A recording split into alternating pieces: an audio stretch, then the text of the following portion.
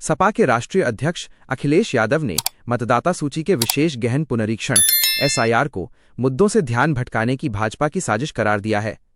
सपा प्रमुख ने कहा कि एसआईआर से भाजपा राजनीतिक दलों और जनता को भ्रमित करना चाहती है, जिससे वो महंगाई, बेरोजगारी आदि मुद्दों पर सवाल न उठाएं। बिहार विधानसभा चुनाव के बाद एक्सिस माई इंडिया के एग्जिट पोल के अनुसार राज्य में राष्ट्रीय जनतांत्रिक गठबंधन (एनडीए) को बहुमत मिलने का अनुमान है। एग्जिट पोल के आंकड़े एनडीए को 121 से 141 सीटें मिलने की ओर इशारा कर रहे हैं। इस अनुमान के भीतर जनता दल यूनाइटेड को 56 से 62 सीटें और भारतीय जनता पार्टी (बीजेपी) को 50 से 56 सीटें मिलने की संभावना है। वहीं महागठबंधन का कांटा 118 के आसपास रुक सकता है। महागठबंधन में राष्ट्रीय जनता दल (आरजेडी) को 67 से 76 सीटें मिलने का अनुमान है।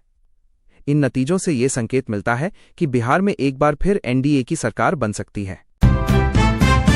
आतंकियों के मदरसा कनेक्शन पर यूपी के राज्य मंत्री ने उठाई मांग, कहा असली चेहरे बेनकाब होने चाहिए। दिल्ली के लाल किले पर हुए विस्फोट के बाद कौशल विकास राज्यमंत्री कपिल देव अग्रवाल ने संदिग्ध मदरसों की गहन जांच की मांग की है। गुजरात एटीएस द्वारा आतंकियों की गिरफ्तारी और मदरसे कनेक्शन के खुलासे के बाद उन्होंने कहा कि धार्मिक शिक्षा के नाम पर आतंकवाद फैलाने वालों को बेनकाब करना जरूरी है। उत्तर प्रदेश सरकार राष्ट्रविरोधी गतिविधियों को बर्दाश्त नहीं करेगी। अयोध्या में राम मंदिर परिसर के भीतर ध्वजारोहण की तैयारी चल रही है, लेकिन इसके बावजूद राम जन्मभूमि परिसर की बाउंड्री वाल चहारदीवारी का निर्माण कार्य निर्बाध रूप से जारी रहेगा। परिसर की ये बाउंड्री वाल लगभग 3400 मीटर लंबी होगी। इसका निर्माण कंक्रीट से किया जा रहा है, जिसमें पत्थरों का उपयोग नहीं हो रहा है। इस चहारदीवारी का भूमि पूजन पिछले दिनों गणेश चतुर्थी के अवसर पर 27 अगस्त को किया गया था। इस दौरान राम मंदिर ट्रस्ट के महासचिव चंपत राय और एसपी सुरक्षा बलरामाचारी दुबे ने इसकी आधारशिला रखी थी। यह निर्माण परिसर की सुरक्षा और परिधि को सुनिश्चित करने के लिए महत्वपूर्ण है। बरेली रिंग रोड, जल्द मिलेगा किसानों को मुआवजा। बरेली रिंग रोड परियोजना में अब तेजी आ गई है, जिससे किसानों का इंतजार खत्म होने वाला है। भूमि अधिग्रहण की प्रक्रिया अंतिम चरण में है और जिला प्रशासन जल्द ही मुआवजा अवार्ड घोषित करने की तैयारी कर रहा है। इससे 4 गांवों के किसानों को उनकी भूमि का उचित मुआवजा जल्द ही उनके बैंक खातों में पहुंचाया जाएगा, जिसकी राशि करोड़ों रुपए में होगी। इस प्रक्रिया के पूरा होते ही रिंग रोड का निर्माण कार्य 1 दिसंबर से शुरू होने की उम्मीद है। ये रिंग रोड न केवल शहर के यातायात को सुगम बनाएगा, बल्कि बरेली के विकास को भी गति प्रदान करेगा। भारतीय सेना असम राज्य में एक नया और महत्वपूर्ण सैन्य अड्डा स्थापित करने की तैयारी कर रही है। यह पहल असम में भारतीय सेना की सामरिक ताकत को महत्वपूर्ण रूप से बढ़ाएगी। इस नए सैन्य अड्डे पर लगभग 1500 जवानों की तैनाती की जाएगी। ये कदम क्षेत्र में सुरक्षा व्यवस्था को और अधिक मजबूत करने में एक निर्णायक भूमिका निभाएगा। इस तैनाती से न केवल राज्य के भीतर सेना की उपस्थिति सघन होगी, बल्कि इससे असम और उससे सटे क्षेत्रों में भारतीय सेना की सैन्य क्षमता में भी उल्लेखनीय वृद्धि होगी। लखनऊ में आतंकवाद कनेक्शन पर जांच तेज। लखनऊ और आसपास के क्षेत्रों से बीते 3-4 वर्षों में कई संदिग्ध आतंकी पकड़े जाने के बाद पुलिस की पड़ताल तेज हो गई है। वर्तमान में पुलिस आतंक से जुड़े 18 लोगों का ब्यौरा खंगाल रही है। जांच का मुख्य बिंदु ये पता लगाना है कि हाल ही में जेल से छूटे कुछ लोग कहीं फिर से सक्रिय तो नहीं हो गए हैं। इसके लिए पुलिस उनकी पुरानी कॉल डिटेल्स, बैंकिंग लेनदेन और इंटरनेट मीडिया गतिविधियों की गहराई से जांच कर रोजगार की चाह रखने वाले युवाओं में पीएम मोदी की इस योजना के लिए खासा उत्साह। जुड़े 57,000 से ज्यादा लोग। कर्मचारी भविष्य निधि संगठन देहरादून ने प्रधानमंत्री विकसित भारत रोजगार योजना के क्रियान्वयन के लिए सेमिनार आयोजित किया। एसके संगमा ने योजना की जानकारी दी, जिसका उद्देश्य रोजगार सृजन है। देहरादून क्षेत्र में 1163 प्रतिष्ठान और 57,000 से अधिक सदस्य जुड़े। नियोक्ताओं ने योजना को सफल बनाने का संकल्प लिया और एसके संगमा ने अधिक से अधिक लोगों को जुड़ने के लिए प्रोत्साहित किया।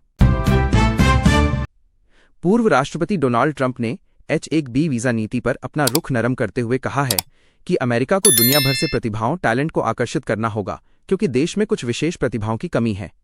हालांकि वीजा के दुरुपयोग को रोकने के लिए ट्रंप प्रशासन ने 175 जांचें शुरू की हैं। H-1B वीजा, जो हर साल 85,000 की संख्या में जारी किए जाते हैं, हाल के वर्षों में सबसे अधिक भारतीयों को मिले हैं।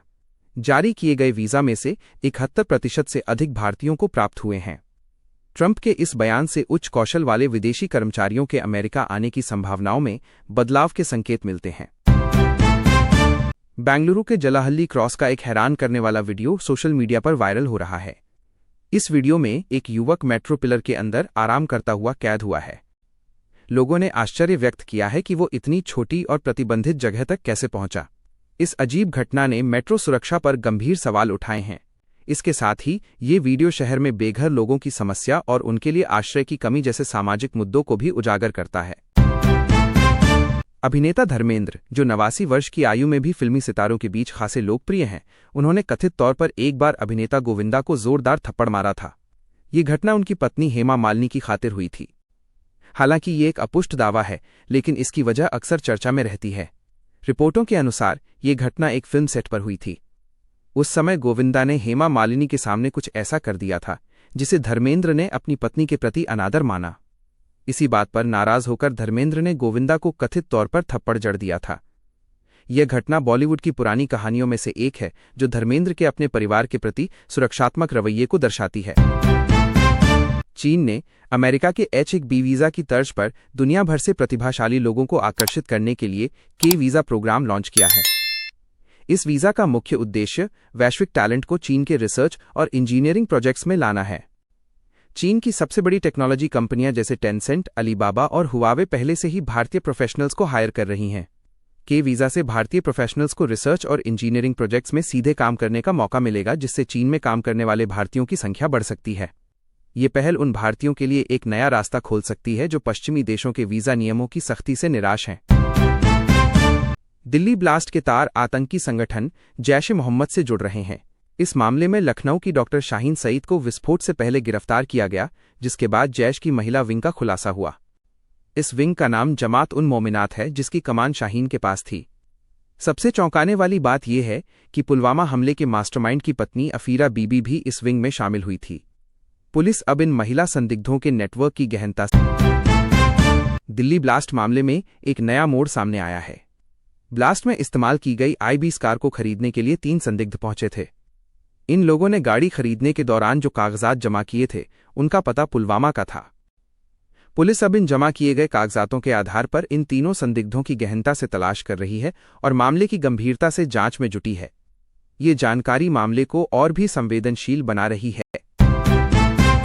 दिल्ली के इंदिरा गांधी अंतर्राष्ट्रीय हवाई अड्डे IGI के टर्मिनल 3 पर बम विस्फोट की धमकी मिलने से हड़कंप मच गया। ये धमकी इंडिगो पोर्टल पर भेजे गए एक ईमेल के माध्यम से दी गई थी। धमकी भरा मेल मिलते ही सुरक्षा एजेंसियां तुरंत हरकत में आईं और गहन जांच शुरू कर दी गई। एयरपोर्ट पर सुरक्षा व्यवस्था कड़ी कर दी गई है। पुलिस ने ईमेल भेजने वाले की पहचान करने और उसे पकड़ने के लिए अपनी तलाश तेज कर दी है।